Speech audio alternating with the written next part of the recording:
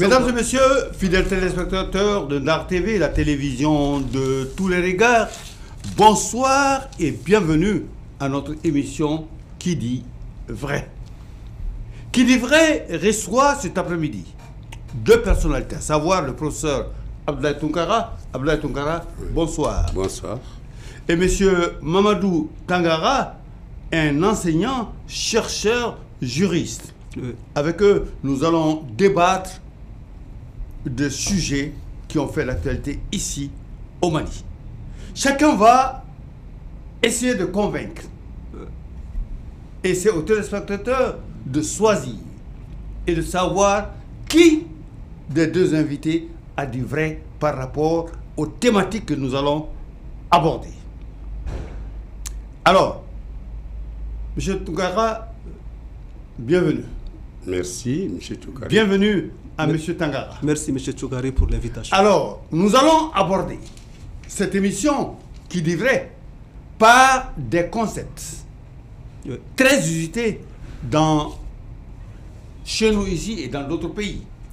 Il s'agit du concept de la démocratie, de la bonne gouvernance. Monsieur Tangara, que veut dire démocratie et bonne gouvernance? Merci, M. Tounkara, pour la question. La démocratie vient du démo grec. Demos, qui veut dire peuple, karatos, le pouvoir, c'est-à-dire le pouvoir qui appartient au peuple.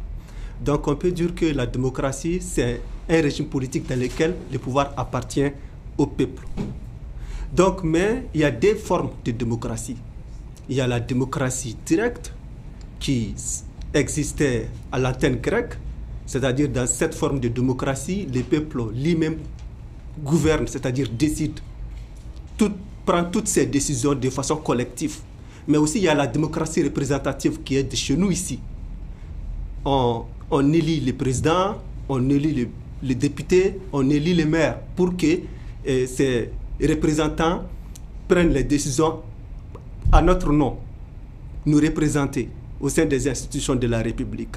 Bon, après cela, il y a les grands principes de la démocratie, tels que la liberté d'expression, il y a élection libre et transparente, il y a le pluralisme politique et enfin il y a les droits de l'homme. C'est ça la démocratie en réalité. Donc c'est le pouvoir qui appartient au peuple, par le peuple et pour le peuple. La démocratie s'oppose au régime autoritaire qui est la dictature. Oui, monsieur Tounkara. Oui. Gouvernement du peuple, par le peuple. Oui. Et c'est là, voilà ce que monsieur Tangara a dit par rapport au concept démocratique, la démocratie. Merci bien. Merci bien, M. Tounkara, et je remercie vos téléspectateurs.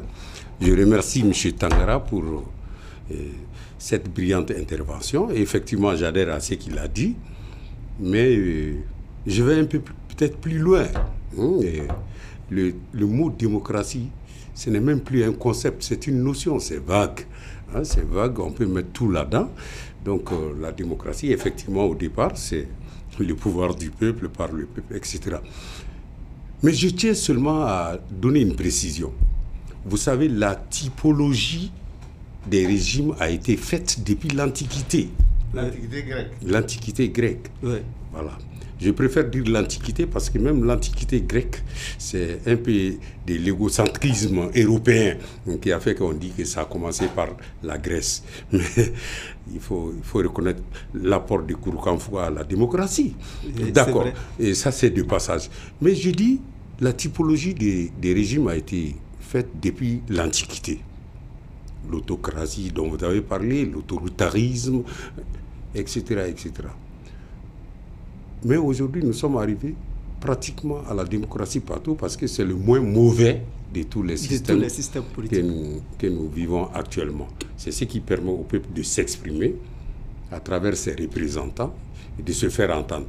C'est une façon de demander à tout le monde de participer à la gestion du pays, ne serait-ce que par l'intermédiaire de ses représentants. Je crois que c'est ce que vous avez dit, M. Tangara. Oui. Donc c'est effectivement ça la démocratie. Et du coup, ça dérive sur la gouvernance. la gouvernance doit s'appuyer sur les points de vue des gens. Les gens donnent leur point de vue, les gens donnent leurs préoccupations. On s'appuie sur les besoins des gens pour faire un programme, pour faire un projet. D'ailleurs, c'est dans le cadre de la conquête du pouvoir, et les gens se présentent avec leur programme pour voir l'adhésion des populations à leur projet de développement. Donc, vous voyez, et maintenant, arrivé au pouvoir, qu'est-ce que tu as fait? Qu'est-ce que tu fais? Comment tu le fais? Et avec quels moyens tu le fais? Bon, ça participe de la gouvernance. Et surtout, quelle est la moralité de tes pratiques politiques? Ça compte beaucoup, surtout ces derniers temps dans nos pays africains. Oui, M. Choukari. Oui, M. Tangara. Oui. Alors, et par rapport à la bonne gouvernance? Bon, la bonne gouvernance consiste tout simplement la gouvernance qui se base à la satisfaction des droits de l'homme. Les droits de l'homme sont quoi? C'est-à-dire, les droits de l'homme sont des intérêts fondamentaux de la personne humaine. La bonne gouvernance se passe par la politique. Donc, et les droits humains sont les besoins de la population. Donc, la politique qui consiste à satisfaire les besoins de la population, c'est ça la bonne gouvernance. Un gouvernant, un chef d'État, un chef du gouvernement, donc sa politique pour satisfaire les besoins de la population, couvrir les besoins de la population, c'est ça la bonne gouvernance. Il n'y a aucune autre définition à la bonne gouvernance que ça. S'il y a un but pour la politique d'ailleurs, c'est cela. Oui, mais si on prend le triptyque démocratie, bonne gouvernance, droits de l'homme, si ce triptyque est piétiné, alors est-ce qu'on peut parler de démocratie? Bon, en réalité, il n'y a pas de démocratie sans droits de l'homme. Il n'y a pas de démocratie sans droits de l'homme. Et la démocratie également ne sert à rien sans la bonne gouvernance. Bon, ensuite, une démocratie rigide, une démocratie vraiment bien respectée, pour un peuple discipliné, on ne peut avoir que de la bonne gouvernance parce qu'il y a des procédures. Qui va faire la bonne gouvernance? C'est les représentants du peuple, c'est-à-dire les gouvernants. Si par exemple, lors des élections, le peuple s'est mis à choisir des dirigeants compétents, normalement ils vont faire de la bonne gouvernance.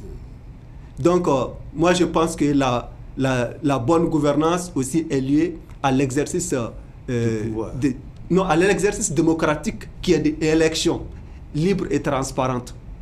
Voilà, donc tout est lié à cela, quoi. Est-ce à dire que le gouvernant, parce qu'ils ont péché dans la gouvernance, ce qui veut dire qu'on a fait des mauvais choix? Bon, un peu ça. S'il y a la mauvaise gouvernance, la faute nous incombe.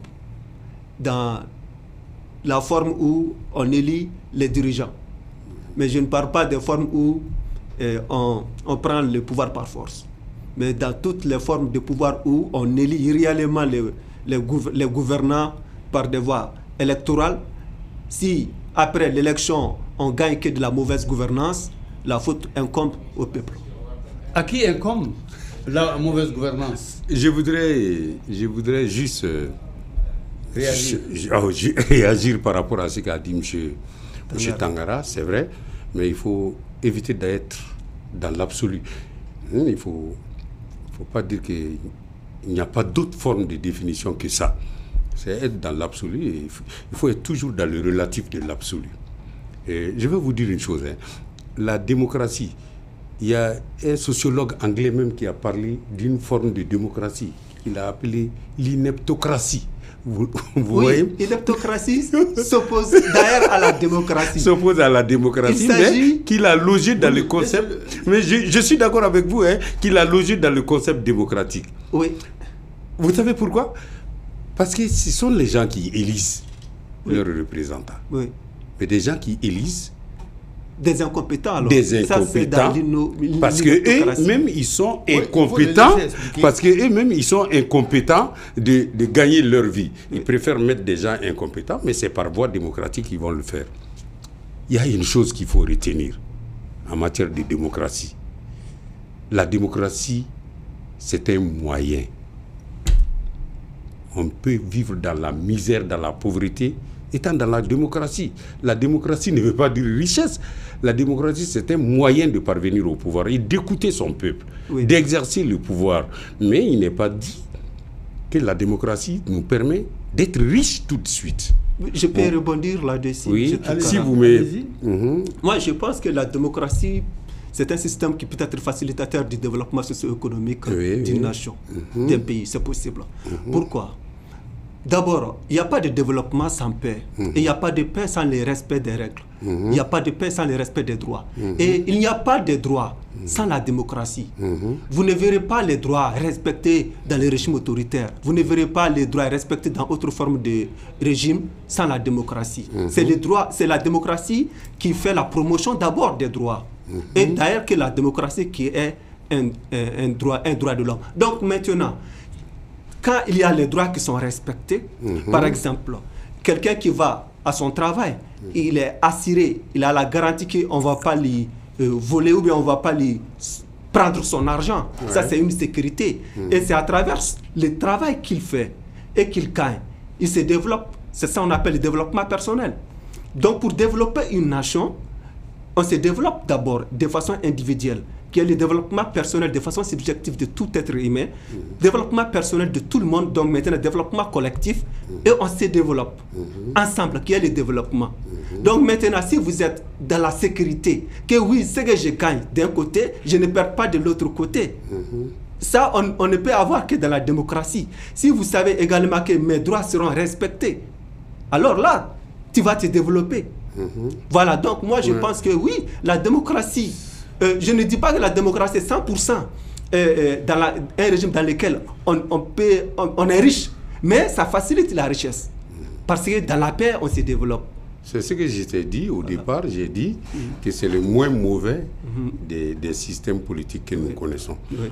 D'accord, la démocratie, en principe, doit préserver les libertés des gens, les droits des gens, et d'aller au travail, d'aller à l'école, d'accéder aux services sociaux de base, de se développer, de donner leur opinion. Vous savez, hein, c'est la démocratie, c'est dans la démocratie que l'homme peut jouer complètement sa nature d'être humain. Merci. Dans la démocratie. Merci. On exprime sa nature d'être humain. Autrement, on serait assimilé à l'animal qui n'a pas d'opinion à donner. On dirige l'animal, on élève l'animal. J'aime beaucoup ce mot-là quand il s'agit des animaux. On les élève, mais l'éducation, c'est propre aux hommes. Donc, l'éducation démocratique s'impose à tout le monde. Une des problématiques de la démocratie, c'est que la démocratie doit s'adapter en permanence aux conduites des gens, aux conditions socio-économiques des gens. La démocratie doit évoluer en fonction de l'évolution sociale, doit s'adapter à l'évolution sociale. Donc elle n'est pas rigide, elle est ouverte. Et même les droits dont on parle, dont vous avez beaucoup parlé, c'est vrai, les gens ont des droits. Mais les gens outrepassent leurs droits. Et regardez ce que nous avons fait, par exemple, chez nous. Quand nous sommes arrivés au pouvoir actuel, après la chute du régime d'Ibeka, nous sommes arrivés au pouvoir actuel, les gens ont renoncé à leur liberté au nom de la lutte contre l'insécurité, en espérant avoir beaucoup plus de liberté plus tard. Bon, vous voyez, pour autant, on n'était pas sorti de la démocratie. On s'est dit, bon, il faut aller vers des bases démocratiques plus solides. Parce que c'est ce qui nous a amenés dans cette situation d'insurrection, de coup d'État, etc. On ne peut pas faire dans la démocratie du coup d'État un mode de dévolution du pouvoir. Ah non, il faut aller par les urnes, il faut se présenter devant les gens, il faut avoir leur adhésion à votre programme pour être dans un régime démocratique. Je suis parfaitement d'accord avec vous. Et vous êtes très intelligent, vous essayez, mais je suis d'accord avec vous. Oui. Mais il faut quand même admettre que la démocratie, c'est même plus qu'un système, c'est un État social. Oui, justement. C'est finalement un État social. La démocratie est un État social. Ce qui nous amène à l'interpellation de l'ancien Premier ministre, Moussa Mara, qui a été interpellé, après son interpellation, il voulait se rendre au Sénégal, où il a encore été interdit de voyager. Interdit de voyager et cette interdiction de voyage a été imposée à l'ancien Premier ministre Moussa Mara avec interdiction sans motif. Quelle appréciation, monsieur le professeur Ablatou Kara? Moi, j'attends d'avoir un communiqué officiel sur les motifs juridiques de cette mesure que je juge inappropriée. Il faut les laisser partir. Vraiment. On aurait gagné. Il devait participer à une conférence. On aurait gagné à l'écouter, à avoir ses propositions, à écouter ses propositions. On aurait peut-être gagné. Ouais. Il nous aurait peut-être donné des pistes de... Et ça ferait rayonner le Mali d'ailleurs à l'international. À l'international, on n'a pas besoin de ça. Et souvent, c'est ce qui se passe chez nous. C'est l'accessoire qui prend le pas sur l'utile. Ouais. C'est de l'accessoire. On a accordé trop d'importance à ça, alors qu'on aurait pu accorder cette importance à la conférence qui se tenait au CICB, où le président devait recevoir le rapport d'une rencontre, d'une conférence nationale. Mais sur la paix. Mais sur la paix au Mali. Mais l'affaire de Mara est venue occulter l'importance de cet événement, comme si c'était plus important que ce qui venait de se passer, que ce qui se passait au CICB. Je crois qu'il faut laisser les gens s'exprimer. Et je le dis très souvent, personne ne détient le monopole de l'explication du fait social. Laissez les gens parler. Les gens vont parler, ils vont donner leur idée. Vous allez tirer là-dedans ce qui vous intéresse, ce qui peut vous aider à votre décision. Vous savez, ça peut vous éclairer dans votre prise de décision. Il faut laisser les gens parler, il faut laisser les gens aller à leur occupation. Ça, c'est une entrave à la liberté dont on vient de parler. Oui. C'est une entrave à la liberté individuelle qui n'honore pas notre pratique démocratique. Oui, monsieur Tangara, oui. Quelle appréciation faites-vous de l'interdiction de voyager du Premier ministre Moussa Mara après son interpellation? Bon, c'est une décision judiciaire. Et puis Mara aussi est en... Son interdiction de voyager est une décision judiciaire? Oui, c'est une décision judiciaire. Bon, c'est ce qu'on peut dire. On ne connaît pas... Voilà, parce que le dossier est très lourd, on ne connaît pas les dessous de tout. Ouais. Voilà, on ne connaît pas les dessous. Mais maintenant, en tout cas, la vérité est que Mara fait l'objet d'interpellation. Donc, ils sont en train de faire d'enquête sur... un de ses posts, une de ses publications sur Internet. Donc peut-être ils ont pensé qu'il veut fuir le pays. Pourtant on sait très bien, même ceux qui l'ont empêché de sortir savent réellement que Mara, c'est quelqu'un qui a l'habitude de livrer des conférences à l'international. Il est invité, il donne ses avis. Et puis, me semble-t-il, c'est une bonne chose car ça fait rayonner l'image du Mali à l'international. On espère tous, toutes les nations du monde espèrent avoir des talentueux de ce genre qui font des conférences internationales. Donc, il a été empêché d'y aller, mais j'aurais aimé, parce que compte tenu d'abord de la personnalité du monsieur, bien avant qu'on l'empêchait d'y aller, qu'on les notifiait depuis le début de la procédure, depuis le début de l'interprétation. OK, désormais, il y a une procédure en cours d'interpellation également. Donc, il faut vraiment limiter tes déplacements sans avoir l'aval de la justice. Moi, je pense que ça pouvait se passer comme ça. Et lui-même, il allait comprendre. Mais si vous ne l'aviez pas notifié, il ne savait pas qu'il ne devait pas sortir. Sinon, en réalité, le droit de circuler, c'est un droit de l'homme. Il a le droit de partir, faire ses conférences, occuper de ses affaires. Il doit vivre également. Parce qu'à travers les conférences, il gagne un peu sa vie. Donc, si vous l'empêchez sans notification au préalable d'avant, donc ça ne peut pas être compris par les gens. Donc, mais deuxième conséquence est qu'ils sont en train de rendre le monsieur beaucoup plus populaire sans le savoir. On fait de la publicité pour lui. Ils sont en train de faire sa publicité. Donc, finalement, même il y a beaucoup de personnes qui pensaient que oui, c'était normal qu'il soit interpellé. On commençait à dire que bon, ça devient beaucoup. Donc, des surenchères, ça devient trop. Donc, est-ce que ça ne devient pas de harcèlement? Beaucoup sont en train de penser comme ça maintenant. Donc, moi, je pense que la meilleure solution était qu'on les notifiait au préalable. depuis le début de l'interpellation, de tout ça. Professeur, Oui. est-ce que ce n'est pas une manière de faire taire Mara, l'empêcher de s'exprimer? Et c'est pas tout ça qu'on est en train de mettre ensemble?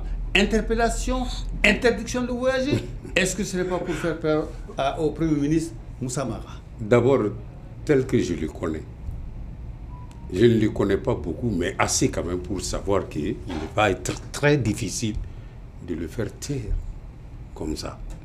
Et on n'a même aucun intérêt à lui dire de se taire. Il va parler, hein. Ouais. Il va parler au risque de se faire avoir. Il va parler. Il va parler, il va donner son opinion. Mais c'est un Premier ministre, je ne suis pas avec lui dans son parti, dans son regroupement, mais je sais que c'est quelqu'un qui fait toujours ses sorties dans le respect. Il n'y a plus de parti. Voilà, il n'y a plus de parti, il le fait dans le respect des principes de prise de parole. Il obéit aux gens, même dans ses prises de parole. Qu'on le laisse partir. Vraiment. Où est le problème? Moi, j'ai dit la même chose pour l'imam Mahmoud Diko, qu'on le laisse partir, qu'on le laisse revenir, pour montrer aux gens que nous sommes ouverts à ça. Il faut éviter de s'enfermer dans une rupture idéologique qui n'a aucune espèce d'importance. Nous avons aujourd'hui beaucoup de problèmes. Hein. Vraiment. Beaucoup de problèmes. Et même des problèmes extra-propositionnels. Nous avons beaucoup de problèmes. Nous devons faire face à ces problèmes au lieu de s'occuper du déplacement d'un individu qui n'est même plus chef de parti parce que les partis n'existent pas. Donc il faut le laisser partir. Il va aller faire sa conférence, il va revenir. Qu'est-ce qu'une conférence peut faire au Mali? Qu'est-ce qu'une conférence peut... Voilà. Monsieur Tangara, ne pensez-vous pas que c'est une manière de faire peur à monsieur l'ancien Premier ministre Moussa Mara? Bon, si l'intention c'est pour le faire peur, comme M. Tounkara a dit, c'est perdu d'avance parce que Mara c'est quelqu'un qui est très serein. Depuis que j'ai connu le messieurs, c'est un battant. Hein. Ça ne veut pas lui faire peur. Il va continuer à donner ses avis de façon respectueuse. Je suis convaincu de cela. Et puis M. Tounkara, ce qu'il a dit, il a totalement raison. Nous faisons face de beaucoup de crises, beaucoup de problèmes. Les Mali regorgent de talentueux à l'international aujourd'hui, les fils de ces pays qui sont très bons. On n'a pas besoin aujourd'hui qu'on se déchire entre nous. On n'a pas besoin aujourd'hui qu'on s'attaque entre nous, qu'on se fasse du mal. Ça nous fait perdre du temps, ça nous fait perdre d'énergie. Il faut plutôt mutualiser les efforts. Il faut plutôt faire concours, c'est-à-dire à tous ces talentueux, à tous ces grands esprits, franchement qu'on soit solidaires ensemble pour résoudre ces problèmes. C'est l'ensemble des intelligences qui peuvent faire face à ces problèmes que nous traversons aujourd'hui. Effectivement. Voilà, donc le problème c'est pour faire sortir du Mali dans l'impasse, pas pour sauver la tête d'un individu. Voilà. Donc pour ça, moi je pense qu'on peut tout mettre de côté, regarder le Mali, s'unir, qu'on se pardonne, qu'on s'accepte. Nous avons tous des défauts, j'ai beaucoup de défauts moi, mais qu'on essaie de m'accepter comme ça. L'autre aussi a beaucoup de défauts, mais qu'on essaie, voilà, qu'on se comprenne, la décide, et c'est fini. Voilà.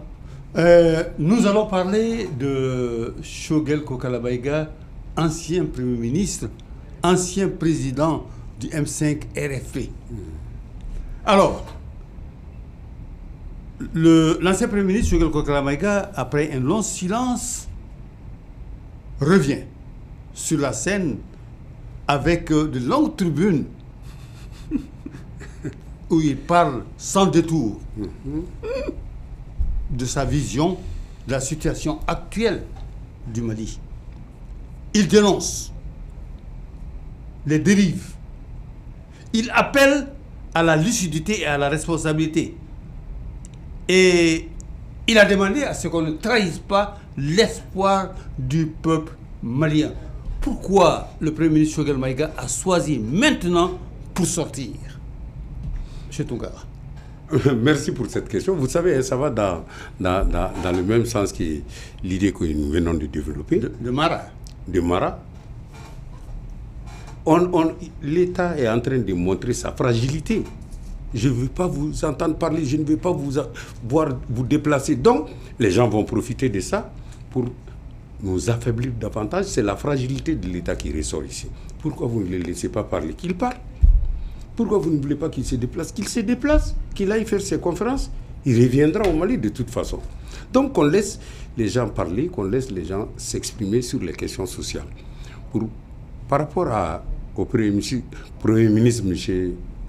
Choguel Maïga, c'est sorti, moi j'ai vu ces cassettes sur les réseaux sociaux, j'ai vu ses interventions sur les réseaux sociaux. Il participe au débat public. Il participe au débat public comme tout le monde. Moi, je ne suis pas obligé de le suivre. Je ne suis pas obligé d'être d'accord avec lui. Mais je l'écoute pour voir ce qu'il dit, comment il voit le fonctionnement de l'État. C'est normal que les gens parlent. Pour peu que nous soyons dans un régime démocratique. Pour peu qu'on ait envie de construire une démocratie. Qu'on laisse les gens parler. Personne ne peut avoir l'exclusivité du débat au Mali. Personne ne peut construire à lui seul ce pays-là. Vraiment. Voilà. Il faut laisser les gens participer. Il faut faire appel à la capacité contributive de tout le monde, à l'effort de participation de tous, à l'effort de redressement du pays. Moi, c'est comme ça que je vois. Qu'il parle. Il va dire ses vérités. Nous allons voir ce qu'il faut prendre là-dedans, qu'est-ce qu'il ne faut pas prendre. Voilà. Monsieur Tangara, et vous, par rapport à la même question? Bon, Choguel, c'est nécessaire qu'il parle. Parce que pour Choguel, l'espoir est en train de se briser, quoi. Pour lui-même. Pour lui et pour ce qu'il a espéré pour le Mali dans la transition, il voit que les choses ne se passent pas comme il espère. On espérait un Mali de justice, un Mali des droits de l'homme, un Mali de liberté, un Mali qui se développe, qui sera sur la voie vraiment de la démocratie. Bon, maintenant, tout de suite, nous venons de voir la prolongation du mandat du président de la transition, sans passer 5 ans, sans passer par le biais électoral prescrit par la Constitution. Donc ça interpelle. Donc, comme vous avez si bien dit, il doit contribuer au débat public. Il doit émettre son avis, ce qu'il pense, ce qui est sur le cœur. Donc c'est ce qu'il a fait. Moi, je ne pense pas qu'il ait tort. Oui. Je ne pense pas qu'il ait tort. Sauf que je ne suis pas dans l'analyse de son discours. Je ne suis pas dans l'analyse de son discours. Hein. Sinon, cette analyse révélerait des incohérences. Lui, il est sorti une fois pour dire que l'élection n'est pas une priorité. Mais si ceux-ci disent que ce n'est pas la priorité actuellement, ils sont dans... Est-ce à dire, M. Tounkara, que tout ce qui est arrivé aux hommes politiques, il est aussi comptable. aux partis politiques, est-ce que ce n'est pas M. Choguel Maïga qui a tracé comptable. Ce chemin à suivre? Il est aussi comptable de ce qui s'est passé, de ce qui se passe. On ne va pas entrer dans... Moi, je n'accuse personne. Mais qu'il analyse lui-même, qu'il fasse son introspection, si c'est possible de dire ça comme ça. Chacun doit regarder dans ses dérives personnelles pour juger les autres. Quels ont été les éléments de ses dérives personnelles. Chacun de nous doit mettre à jour son cahier d'examen de conscience. Mais nous ne sommes pas assez nouveaux. Moi, je suis d'accord qu'il intervienne, qu'il dise ce qu'il a au cœur pour sa propre santé à lui. Parce que c'est... Écoutez, on est dans un miroir narcissique. Hein? Les gens se regardent dans leur propre miroir pour regarder, mettre les autres dans leur... Non, il parle pour sa propre santé. Il va se défouler, il va dire ce qu'il veut. Et nous allons puiser là-dedans ce qui est acceptable pour le développement de notre pays. Oui, vous me permettez... Oui, je vous permets, mais est-ce que... à dire que M. Choguel Maïga, après son limogeage, est-ce qu'il ne devrait-il pas garder profil bas? Avant de cela, qu'est-ce qui d'abord l'a poussé à être limogé, à cet limogeage? D'abord, Choguel a fait une conférence où il a tenu le discours et a parlé également de la nécessité d'aller aux élections. C'est ce qui a coûté son fauteuil du Premier ministre. Hein. Donc, après avoir dit que l'élection n'était pas une priorité. Non, c'est là, ça c'était bien avant sa conférence qu'il a coûté le fauteuil. Quelle est donc sa priorité des priorités? Ça c'était un moment. Il s'est permis. Je crois que le premier Choguel Maïga s'est dédié. Oui, il a on va mettre tout dans le contexte. D'abord, il a fait un discours à un moment que l'élection n'était pas une priorité pour un moment. Oui, après. Plus tard, il a tenu des discours quand un de ses lieutenants a été mis en prison. Je ne sais pas, le président M. Traoré. M. Traoré. Donc après, il a fait une conférence, je ne me rappelle pas trop du lieu, il a fait une conférence là-bas. Encore, il a parlé de la nécessité, vraiment qu'il est temps qu'on mette fin à la transition. Il a parlé de ça. Il a parlé de la nécessité également d'aller aux élections. À la maison de la presse. À la maison de la presse, justement. Donc, vous voyez que c'est ce discours également qu'il a coûté. Et il a été mis à la porte. Donc, bon, je sais qu'en réalité, lui-même, en âme et en conscience, il sait qu'il a fauté. Il a fait beaucoup d'erreurs au passé. Mais dire qu'il n'était pas attaché aux élections après, même dans la transition, je ne peux pas soutenir cette thèse. Mais écoutez, moi je voudrais... Parce qu'il a parlé de moi, cela. je veux vous dire, vous situez sa sortie à partir de... Vous situez son limogeage à partir de sa sortie là. Mais c'est que oui, vous êtes un intellectuel, je vais vous dire une chose. Non, M. Takara, je vais vous dire une chose. Il y avait une rupture psychologique déjà qui était consommée. On savait qu'il allait partir. Ok. Que Choguel allait partir. Choguel savait qu'il allait partir. Il a anticipé en faisant ce discours. Quand il est revenu de sa maladie, c'est lui-même qui a été se présenter. Voilà, je suis guéri. Je vais reprendre ma place. Oui. Il aurait pu attendre qu'on lui fasse appel. Il a été à la primature. Il a trouvé que le Premier ministre était là en réunion avec les membres du cabinet de la primature, qui ne lui ont même pas adressé la parole. Il allait s'installer dans son bureau. On était déjà dans une rupture psychologique. Ok, mais vous me permettez... Oui, je vous le permets. Pensez-vous donc que, par exemple, s'il était toujours en communion, en attente avec les militaires au pouvoir, il n'allait pas penser à parler de l'élection aujourd'hui? Aujourd'hui, il n'allait pas parler d'élection. D'accord. Parce que les gens... Tu sais, au Mali... On se connaît tous, quoi. Ah, mais est-ce qu'il ne devrait pas garder profil bas? Bon, après... Non, il ne doit pas garder profil bas. Pourquoi? M. Tchokari. Pourquoi? M. Tchokari, c'est quelqu'un qui a écouté, qui est l'ex-premier ministre de la République du Mali. S'il sait qu'il a eu tort de certaines décisions au passé, il ne faut pas... Parce qu'il sera jugé. L'histoire va le juger. S'il s'était, c'est pas bien. Vous pensez que les politiques vont pardonner à M. Choguel Kokala Maïga ce qui est arrivé aux politiques?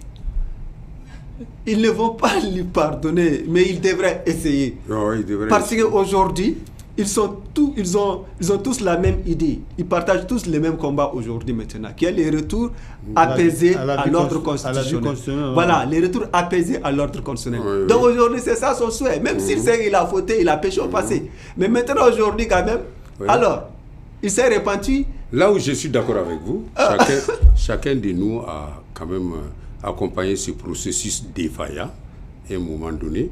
Dans notre parcours politique, on a accompagné ce processus défaillant dans l'espoir d'avoir un lendemain meilleur. C'est vrai qu'on doit lui pardonner, on doit lui prêter une bonne attention, mais il aura du mal à convaincre les gens, c'est vrai, à se faire suivre, accompagné par des gens, hommes politiques. Moi, je pense que sa dynamique est très bonne. Et puis, il a servi tous les régimes. C'est vrai. Il a servi tous les régimes. On ne peut pas être avec tout le monde et être avec soi-même. Bon, moi aussi, actuellement, sa stratégie actuelle, dynamique actuelle, moi je pense que c'est très bon parce qu'il émet juste son avis, il dit ce qu'il pense. Et voilà, il n'attend pas l'approbation, il n'attend pas que nous l'acceptions, que nous lui croyons.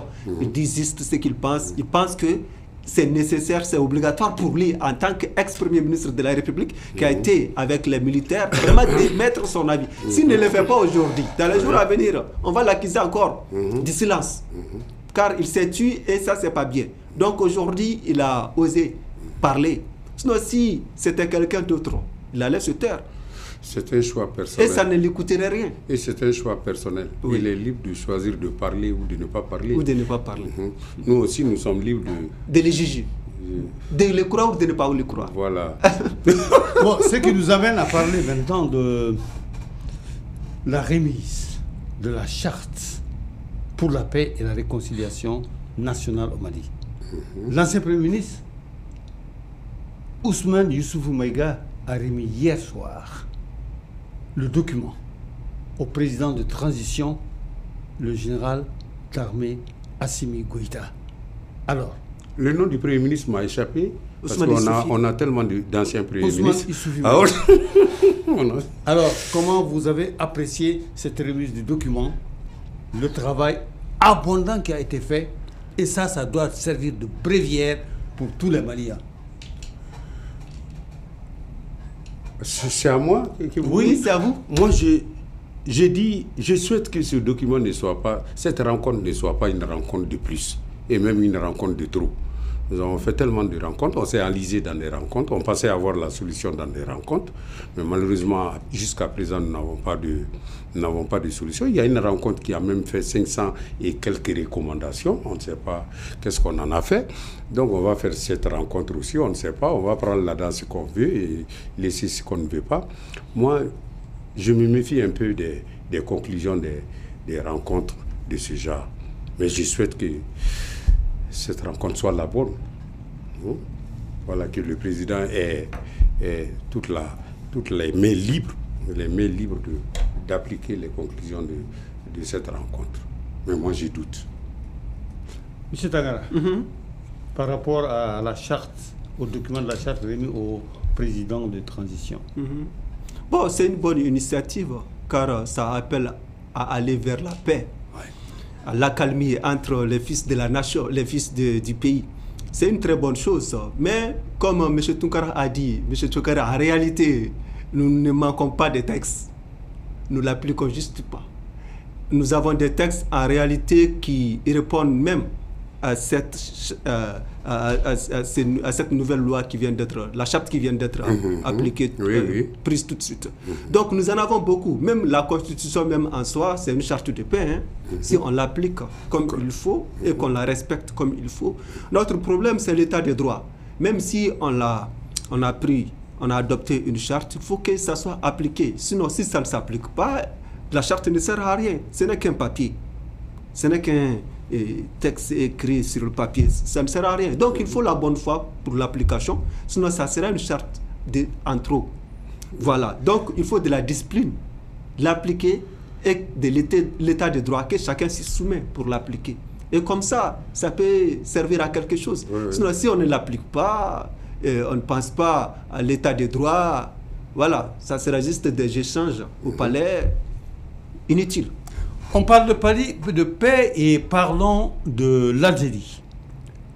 L'Algérie qui se propose d'être un médiateur entre l'État du Mali et les rebelles du Nord.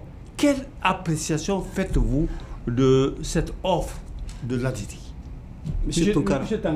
À moi? Oui. Ok, bon. Si l'Algérie se propose d'elle-même, c'est pas une mauvaise chose. On l'apprécie, elle a fait au passé avec l'accord d'Alger. Qui a échoué. Bon, qui a échoué, en réalité on peut le dire, qui a échoué. Parce qu'en réalité l'accord d'Alger a triffé beaucoup de problèmes, beaucoup d'incompréhension là-dessus. Et voilà, l'accord d'Alger même ne respecte pas en principe certains droits. Donc, c'est pour la paix. C'est toujours pour aller vers la paix entre les fils de la nation. Donc, si l'Algérie se propose, le souci va être du côté Mali. Est-ce que le Mali va accepter? Bon, que les autorités écoutent. Vous savez, l'incompréhension peut venir entre tout le monde, entre les États. Ça, c'est pas nouveau, c'est pas inédit. Depuis que le monde est le monde, les nations se querellent. Bon, maintenant, ok. Si, après tout ça, il y a une nation qui se propose pour intervenir entre vous, proposer la paix, faire des médiations entre vous-même, fils d'un pays, il faut l'accepter. Ce n'est pas une mauvaise idée. S'il le faut, qu'est-ce qu'il faut faire pour l'améliorer? Tout simplement, sa stratégie s'il le faut. Voilà. Mais ce qui est important, en tout cas, est qu'on aille vers la paix, qu'on se comprenne entre les fils du pays, les Maliens. Peu importe la manière, il faut qu'on se comprenne seulement pour aller vers cette paix. Franchement, la décision revient aux autorités, mais moi, j'aime ça. Alors, M. Tounkara, comment appréciez-vous cette médiation proposée par l'Algérie? Vous savez, nous avons beaucoup de choses en commun avec l'Algérie, d'ailleurs avec beaucoup de nos voisins. Nous avons beaucoup de choses en commun avec l'Algérie. Et Si l'Algérie se propose de nous aider à résoudre notre problème, nous n'avons pas à refuser, mais nous avons des conditions à poser pour sa participation aux négociations. Vous savez, hein, dans notre situation actuelle, tous les pays voisins nous regardent. On a l'impression d'être dans un abandon collectif. Les gens nous regardent. Les gens ont peur de se mêler de notre conflit pour ne pas avoir des retombées sur eux. Donc les gens nous regardent. Les gens attendent et ils savent très bien que toute dégradation de notre situation va contribuer à l'affaiblissement de toute la sous-région. Mais les gens nous regardent et ils ne veulent pas prendre de risques pour participer à ça. Pour nous aider à aller, même ne serait-ce que verbalement. S'il y a un pays qui se propose, on l'écoute, mais il va le faire dans l'intérêt du peuple malien. Qu'on le fasse. Personne ne peut gagner une telle guerre quand elle vient chez vous. Personne ne peut gagner une telle guerre. Ce n'est pas une guerre classique. On ne fait pas face à un ennemi. Nous avons de braves soldats qui peuvent vaincre n'importe quel ennemi.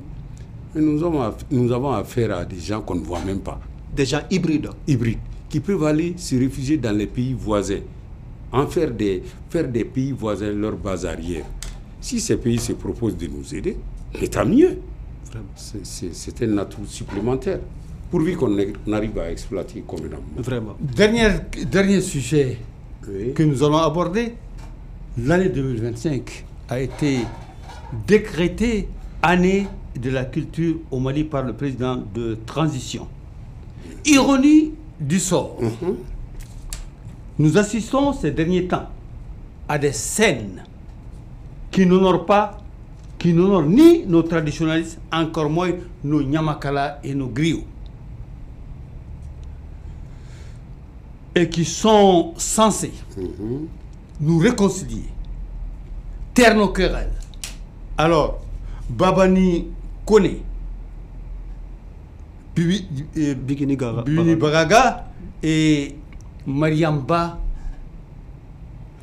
se faisaient des insultes réciproques sur les réseaux. Interpellés par le procureur du pôle de cybercriminalité, alors ils ont dormi hier, eux et leurs sbires, dans les cachots. Elle à Bolé et les autres à la Mecca. Alors, êtes-vous d'accord que ces artistes soient châtiés par la justice malienne? Bon, Monsieur Tagara. Ça commence par moi, toujours. Pourquoi toujours par moi? Pourtant, il y a le Coran. Même, ok, moi, je donne mon avis. D'abord, c'est une scène honteuse, ce qu'elles ont fait sur Internet, parce que ce sont des artistes maliens, des griottes d'ailleurs.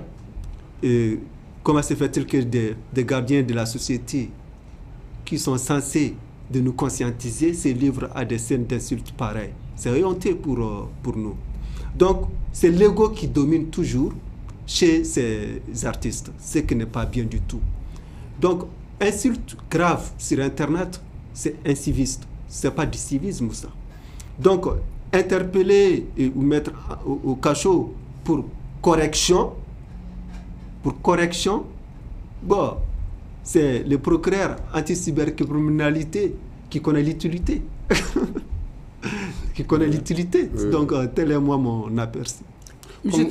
Comme on le dit, tu as marché sur ma langue parce que tu dis ce que je vais dire toujours avant moi. J'aurais préféré parler avant toi de temps en temps et ce qui s'est même passé. Vous savez, hein, moi je vais plus loin que ces artistes-là. C'est d'abord une honte, c'est une honte nationale. Ils doivent aller, ils sont devant les tribunaux, non? Ils doivent aller répondre à ça. Vous savez, moi je vais vous dire une chose. Ce que nous sommes en train de préparer pour notre jeunesse, pour les jeunes, c'est très dangereux. Mauvais comportement, troubles de langage, troubles sociaux, troubles de comportement. Et nous ne sommes même plus des modèles pour nos enfants. Nous ne sommes plus des modèles pour nos jeunes. Vraiment. C'est comme ça que je vois la chose. Ceux qui sont appelés, comme l'a dit le journaliste Michel Tchokari, ceux qui sont censés nous réconcilier, ce sont eux qui se livrent à des scènes d'insultes graves. Mais c'est à des extrêmes abjects sur les réseaux sociaux. C'est quand même dérisoire. Il faut avoir peur. Qui finalement va nous réconcilier? C'est pourquoi moi je suis contre un régime des marabouts, des grands marabouts. Parce que non, on flit là, on dit on blessera. Si on se trompe, c'est eux qui vont nous dire non, vous vous êtes trompé, c'est comme ça qu'il faut faire. Mais nous, nous, fangata, nous, le fil, la John va fouiller. Qui va leur dire de faire comme ça, de faire comme ça? Vraiment. C'est pourquoi vraiment, c'est décourageant, quoi, ce qu'on est en train de vivre. Très pitoyable. On ne peut pas se réjouir de ce qu'on voit, que des Babani Koné n'est pas d'aujourd'hui, hein. Elle a un certain âge, qu'elle ait affaire avec ses plus petites sœurs sur les réseaux sociaux à s'insulter. Quel est le rationnel derrière? On se demande pourquoi, quoi. Mais est-ce que vous avez dormi hier? Parce que nos dames ne font que écouter TikTok, Baba Ninkone, Mariamba Lagaré, Bibini Bagaga, et ça perturbe nos sommeils. Est-ce que hier, on n'a pas tous à part Babani, moi je ne connaissais même pas ces les autres là sont très jeunes. Ouais, elles sont très jeunes. Moi je connais Babani, mais les deux là, moi je ne les connais pas. Elles ne sont pas de l'époque de M. Tounkara. Voilà. Mais vous avez bien dormi hier soir quand même. Moi, j'essaie d'éviter la question avec ma femme, mes enfants, pour ne pas avoir du mal à dormir. Je ne veux pas qu'ils apprécient des scènes de ce genre. Non, elles écoutent TikTok, elles regardent TikTok quand même. Je ne veux pas savoir qu'elles regardent ça. Donc c'est ce qui met fin. C'est ce qui met fin à notre émission Qui dit vrai, Qui dit vrai, et qui recevait aujourd'hui le professeur Abdoulaye Tounkara, qui est à ma gauche, et à ma droite, M. Mahamadou Tounkara, Tangara. Ouais. Bienvenue à notre émission Qui dit vrai, et à la semaine prochaine, Inch'Allah. Merci bien.